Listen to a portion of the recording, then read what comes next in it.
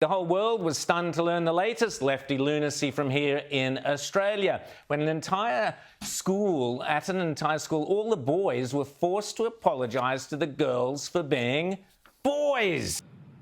Hello everybody, and welcome back to the Matthew and Carlene channel. Very hot day here in the state of Florida. Today we are covering, well, the news reporter pretty much already said it. I know we are a little bit late to cover this, but better late than never. Let's get into it. Excuse me. The story went around the world, and Suzanne Della Basic, who was the journalist from the Herald Sun who broke the story, she joins us now. Suzanne, great to see you. How are you? Good morning, Rowan. How are you? Yeah, we're really good. This is a great yarn, so tell us about it. Why you wrote that the parents were furious. Tell us why. Sure. So parents contacted me really furious about what had happened. They told me that their sons were forced to stand up in assembly and apologise for their gender. Obviously, in light of what's going on across schools at the moment with the whole issue of sexual harassment and consent. So there were a lot of disappointed parents because they said that the school didn't notify them beforehand about this assembly, and they said, why should their sons all be labelled the same? And the parents have every right to be completely infuriated. They have every right. Now, I don't know how it works in Australia with their school system, but I do know that here in the US, in order for something like that to be legal, at the very least, you need proof of parental consent. Yeah. Regardless, this is news report evidence of what a lot of us men have been expressing concerns over for a long time now, which is this whole feminist thing. It stopped being about gender equality a long time ago, but instead has mutated into some kind of male hate movement, where it's 100% dedicated in teaching people at a very young age to just lump all men in the exact same category. It literally is. It's not about gender equality at all anymore. It really is not. That's where the outrage was sparked from. Rita. Oh, yes. Well, collective guilt is never a good idea. Now, the principal here has come out and said that, yes, this was well-intentioned, but perhaps making the boys apologise for being born boys was a mistake. What are you hearing from the parents and the school community? Are they happy to move on, or is this a sign of the sort of indoctrination that we're seeing at schools? But what have the parents said to you? Oh, the parents are very upset about what's happened.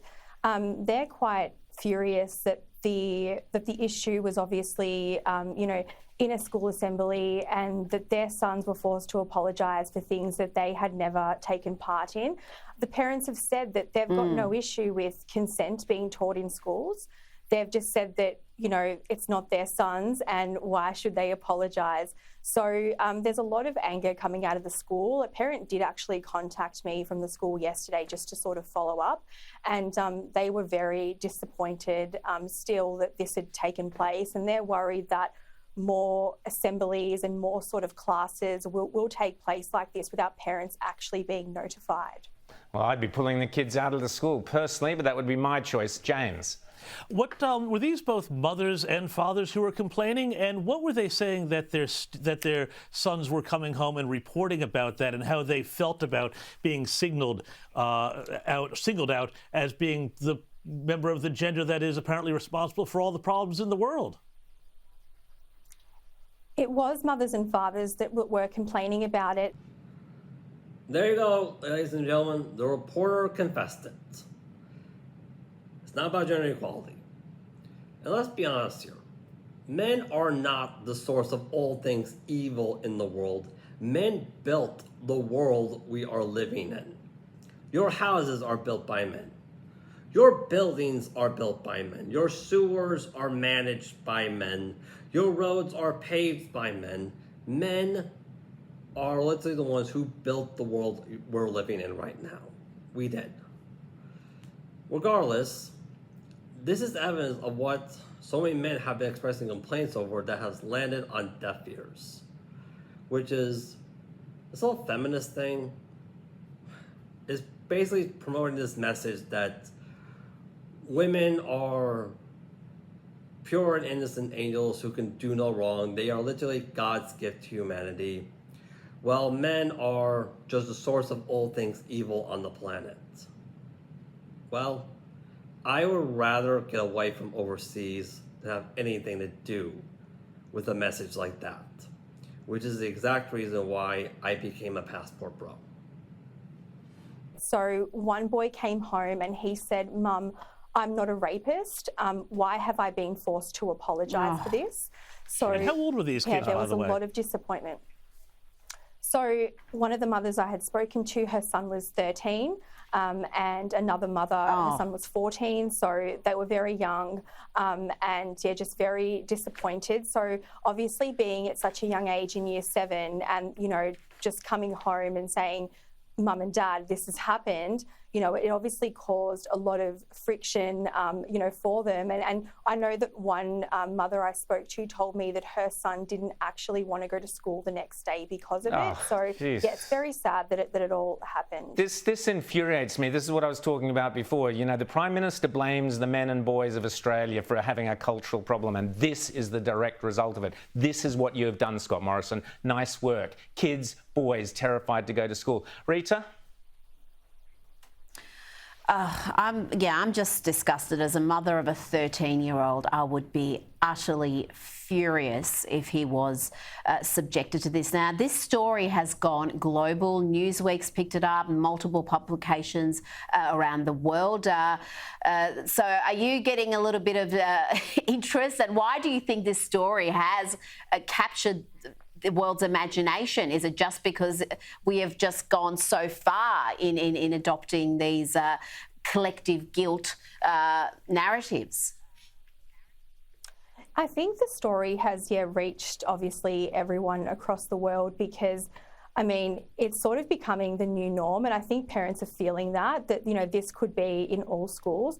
Now, let me make it clear and say that parents don't have an issue. All the parents I spoke to said, please, let's talk about consent in light of everything that's happened in the past few weeks. And obviously in the past year at schools, the issue of consent is something that I think does need to be discussed. But I think that parents do have the right to be notified. And I think also, parents are also scared that they're going to send their sons or, and even daughters to school to sort of take part in these initiatives, and that they're going to come home and they're just going to feel like that they've been attacked just specifically for their gender. So I think that it's just kind of the fact that this is setting a standard, and that's what I think is the most concerning thing about why this is obviously gained interest from the whole world. James?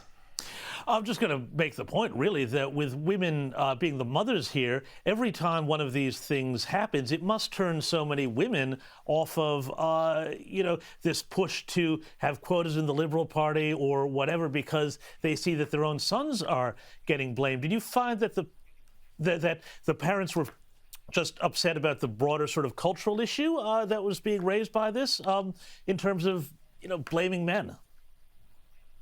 Absolutely. I think parents were just thinking, why are you saying this about my son? And I just want to point out too that one mother, her son had taken to Snapchat to, I think it was actually during when the actual assembly took place, and he said, don't label me as this. Like, I've never taken part in this.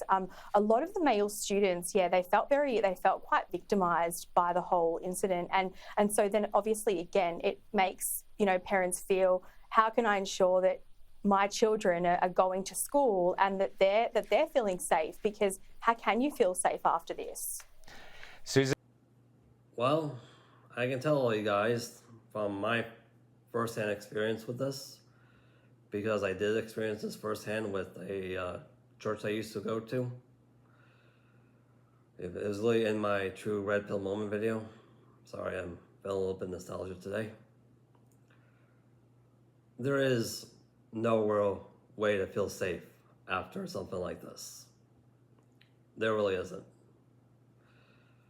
Once you cross this line, once this line has been crossed, there is no real way to turn back. There really is not. You deal with it any way you can. It's one of the leading reasons why me and Carlene started this channel. It's also one of the reasons why I decided to become a passport bro. It is.